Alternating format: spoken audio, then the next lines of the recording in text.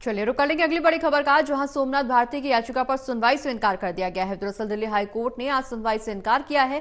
सांसद बांसुरी स्वराज की जीत को चुनौती दी थी। कोर्ट ने कहा चुनाव याचिका गलतियों से भरी है, याचिका को पहले ठीक करें फिर लाएं।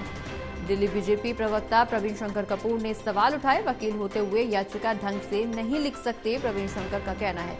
तो बड़ी खबर आपको बता दें, सोमनाथ भारती की याचिका पर सुनवाई से कोर्ट की तरफ से इनकार किया गया है। दिल्ली हाईकोर्ट ने आज सुनवाई से इनकार किया। साथ ही साथ आपको बता दें कि सांसद बांसुरी स्वराज की जीत को चुनौती दी गई थी।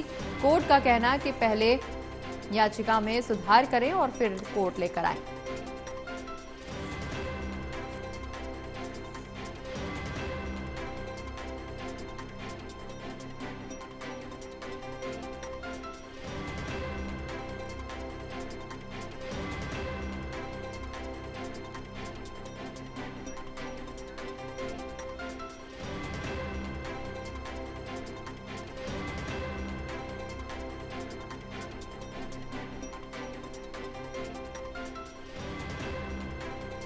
तो बड़ी खबर आपको बता दें, जहां सोमनाथ भारती की याचिका पर सुनवाई से इनकार कर दिया गया है। दरअसल दिल्ली हाई कोर्ट ने आज सुनवाई से इनकार किया है। सांसद बांसुरी स्वराज की जीत को चुनौती दी गई थी। कोर्ट ने कहा चुनाव याचिका गलतियों से भरी हुई है, याचिका को पहले ठीक करें फिर लेकर आएं। वहीं दूसरी ओर दिल्ली बीजेपी प्रवक्ता प्रवीण शंकर कपूर ने भी सवाल उठाए हैं। वकील होते हुए भी याचिका ढंग से नहीं लिख सकते, प्रवीण शंकर कपूर का कहना। तो सोमनाथ भारती की याचिका पर सुनवाई से इनकार हुआ है।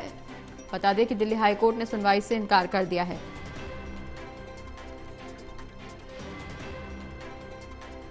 ज्यादा जानकारी के लिए सहयोगी रिया हमारे साथ फोन लाइन पर जुड़ गए हैं। रिया, सोमनाथ भारती की याचिका पर सुनवाई होनी थी, लेकिन दिल्ली हाईकोर्ट ने आज सुनवाई से इनकार कर दिया है।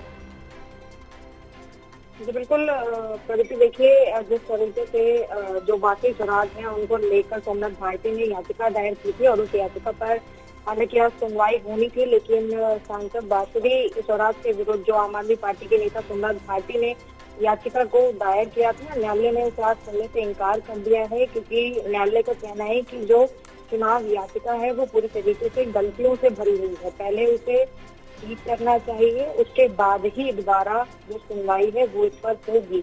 हालांकि सुनवाई के बाद यानी कि जो ये फैसला लिया गया है उसके बाद दिल्ली बीजेपी सोमनाथ भारती पर तंज भी कस रही है और बीजेपी के जो प्रवक्ता है प्रवीण शंकर कपूर, उन्होंने ये कहा है कि सोमनाथ भारती पेशे से एक वकील होते हुए भी एक याचिका को ढंग से दायर नहीं कर पाए, उसे नहीं लिख पाए, तो वो अच्छा है कि जनप्रतिनिधि कैसे बन पाएंगे, यानी कि जो जनता की पसंद है जनप्रतिनिधि के तौर पर वो कैसे रह सकते हैं, क्योंकि लोकसभा के चुनाव में भी जनता ने उन्हें नकारा है, पसंद नहीं किया है।